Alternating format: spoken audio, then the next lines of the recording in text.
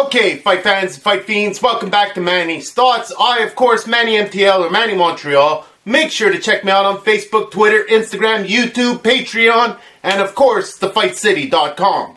As usual, I'll give you guys my thoughts on what's going down in the world of combat sports. Let's get started.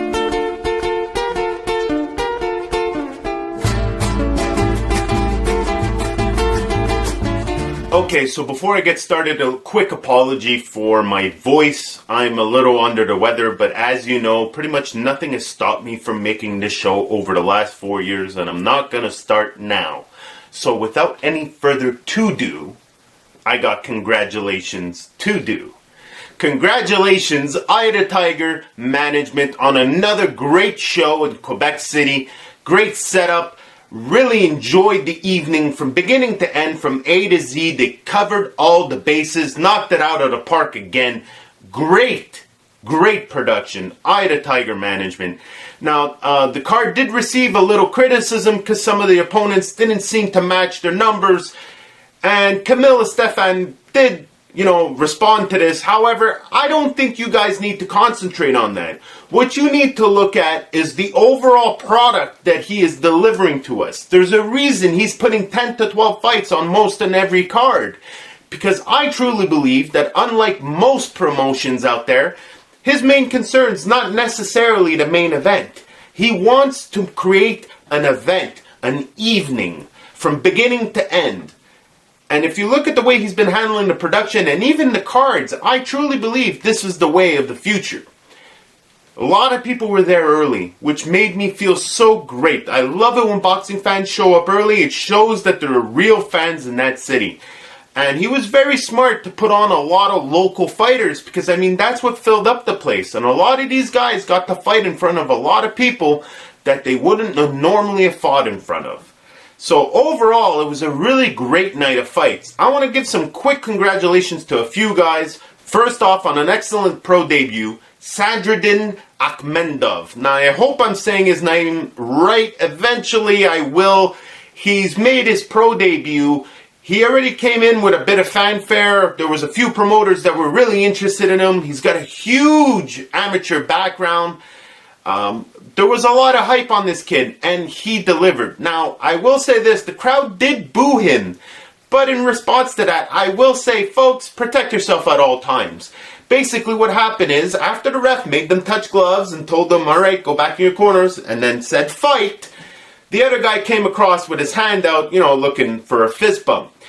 The thing is, this young man is all about business, and you could tell from the very beginning. From the moment I've seen him, I know he has stars in his eyes. He's quite aware of his situation. He's paying attention to everything around him.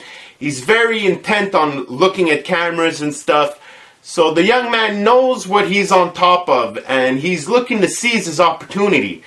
And no way in hell was he going to fist bump. Folks, protect yourself at all times. First knockdown, first punch of the fight. It is what it is. Now, when the kid eventually did get back up, took no time to put him back down. And that was the end of the fight. It was a minute long, but it was exactly what it was supposed to be. Now, for the fans that booed, I get it. It looks unsportsmanlike. But the truth is, this is a sport where you have to protect yourself at all times. And this young man does not have any time to fool around. So, I think if that fight would have happened in Montreal, people may have cheered him out of the building, but it is what it is. I'm looking forward to his next fight. One of the main reasons I drove all the way down to Quebec City and spent money I don't have is because I wanted to be able to say that I was there for his pro debut. And folks, I am very happy I did. Looking forward to his next fight. My KO of the night, my man Nurzat Sabirov. He is so nice and unassuming and polite. He looks like a regular college kid. But then when he steps in the ring, it's so savage. It's evil.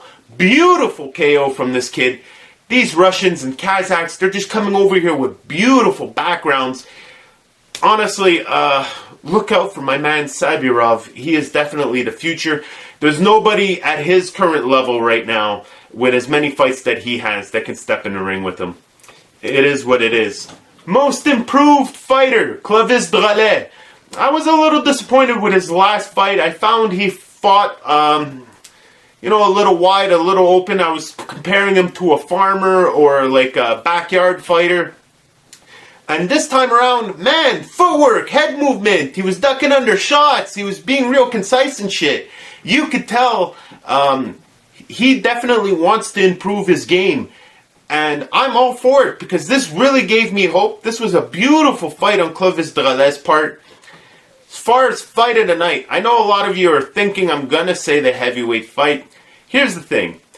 Although Simon Keane's opponent showed up way overweight from what he was supposed to weigh, and the whole time he was here in Quebec, he was hitting the buffet, and he pretty much had the demeanor from Eeyore from Winnie the Pooh, where nothing seemed to faze him or bother him.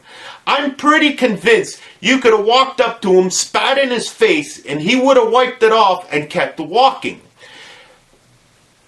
That being said, that's pretty much almost what he did during the fight. He gave Simon Keane 5 tough rounds, despite being an overweight son of a gun. Now, like I said, that wasn't my fight of the night, though. And personally, I think I would have made my fight of the night the main event of the night. Mathieu G. Time Germain had a beautiful fight against Zamudio.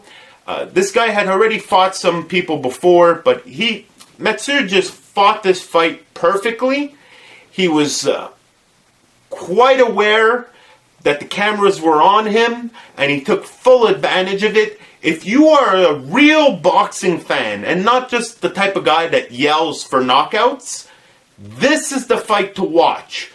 Out of the whole card, this was the most technically beautiful fight out of the whole night.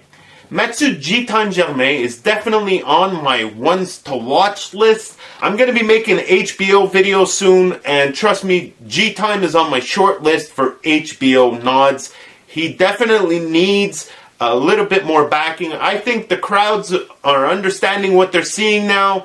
He came out with a Nordiques jersey. He's got this whole family thing going on with his dynamic. It's just everything about him says ready for the big show. So I'm looking forward to it. Thank you again, Eye of the Tiger, for a great night in Quebec City. I'm looking forward to the next one. Congratulations to all the fighters who fought on that card. It was a great night of fights.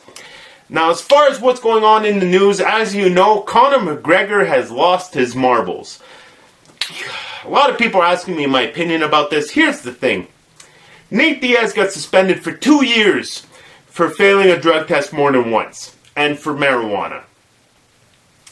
I don't know how hard they're going to come down on McGregor, but I know it's not going to be hard enough. Personally, I don't think he belongs in the sport anymore. I think he can just go away, retire, go do some McNugget commercials. Personally, I'm not interested in him. I don't want to see him fight Floyd. I don't want to see him fight anybody. There's only one fight I might actually want him to fight, and that would be Nate Diaz again, because I believe Nate Diaz will beat his ass. But it is what it is. Now, if they suspend him from the UFC and take his license away, it doesn't matter. His asses will go to Russia and fight in Russia. And trust me, the way the politics are going right now, I don't think anybody can stop Russia from doing anything they want right now. So it's a very dangerous and weird time. And the other thing is the fear of losing McGregor to boxing, say he gets kicked out of MMA. Now, as far as other news is concerned, there's still confusion on whether or not Adonis Stevenson will be fighting, if he'll be fighting here, if he'll be fighting Badou Jack, if he's indeed a champion. I mean, everything is up in the air when it comes to Adonis, and personally, I kind of like it up there. I'd rather it never come back down.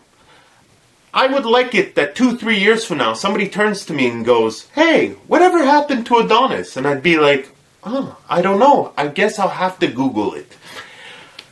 That being said, I don't think that's what's going to happen. I think everything's going to happen as planned. I think he's going to fight Badou Jack. I think it's going to be in Quebec City. And I think part of all of this confusion is him just being a dick to Yvon Michel. And because the only negative effect this has is on ticket sales, which obviously Adonis doesn't give a fuck about.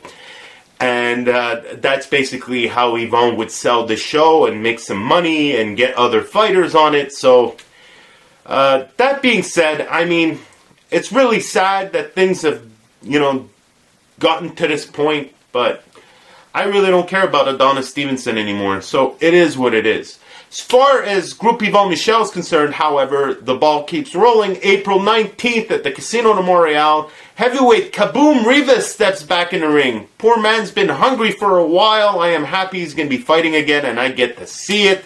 Also on the card, my man Shaquille Finn. Also been a while without a fight. Looking forward to him stepping in the ring. Christian Mbili, Louis Bear Altador, Terry Osias. It's going to be a great night of fights at the Casino de Montreal. I'm hearing word that it's going to be available on stream for $9.99, which is a fantastic deal if you think about it. For $10, you get 5-6 great fights that you would normally pay $60 to $70 a piece to watch.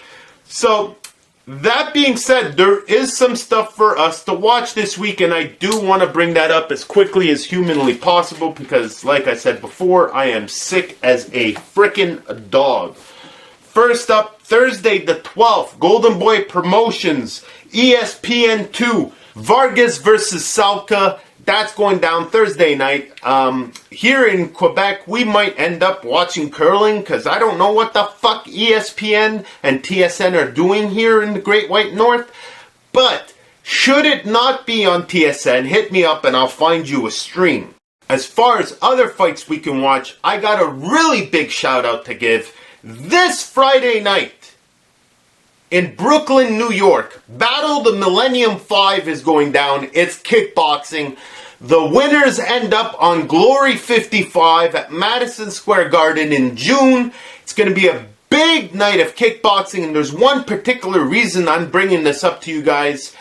Undefeated Canadian phenom Jonathan DeBella will be fighting on this card.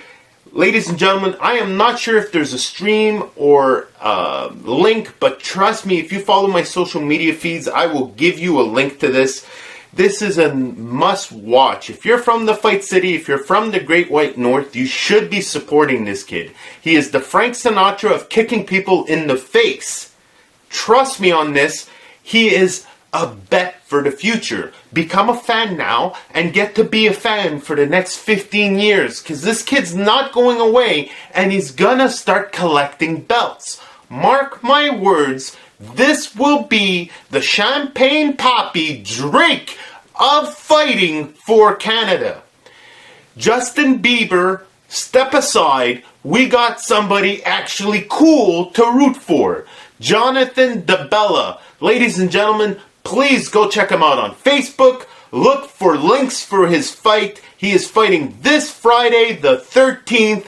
Unlucky for some, but not for this young man. Make sure to check it out. It's going down in Brooklyn. Like I said, I don't know if I have a link, but it's called Battle of the Millennium 5 Road to Glory. Like I said, there's a whole bunch of fights on that card, and the winner of these fights end up on Glory 55, which is in June or July at Madison Square Garden. Jonathan DeBella. I can't say the name enough. Trust me. Go look up any videos about this kid. He is the Sidney Crosby of punching and kicking. That being said, also going down Friday night, if you got nothing else to do, or if you have a second TV because you're not watching Jonathan DeBella, Bellator 197 will be going down. You can also stream Combates Americas. There is a PBC live on Fox Sports 1, James versus Ramos available. And, I mean, there's boxing going on in US, in Ireland, in England, in Japan. There's all kinds of fights going down this weekend. Like I said before, it's a big week for fighting this week, so make sure to check out all the people I mentioned, including Jonathan DeBella. That's it for me this week. Sick as a dog. Like, share, subscribe, and all that good stuff. Check out my Patreon. I'll see you guys next week.